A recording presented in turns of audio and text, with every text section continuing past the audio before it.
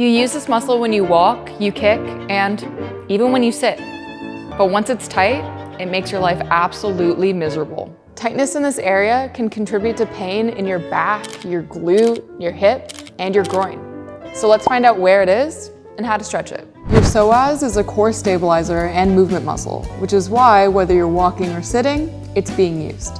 But how do you stretch it? There are multiple ways to stretch the psoas, but for me personally, this is the one it targets the most.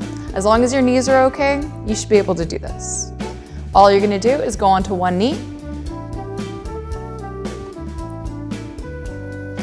straighten your hips, make sure they don't turn to one side or the other, and push inwards. From here, same arm's gonna lift straight up. Lean back, push in. While one arm is up as high as you could go for the 30 seconds, my other hand is actually on my leg on the other side. I find it helps with my balance because I lose balance really easily when I'm in this stretch for whatever reason.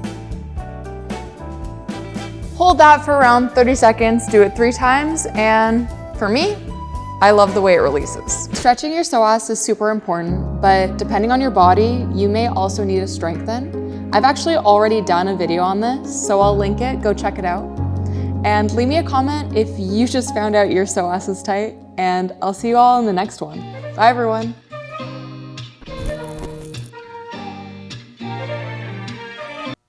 You use this muscle when you walk, you kick, in... What word did I just say?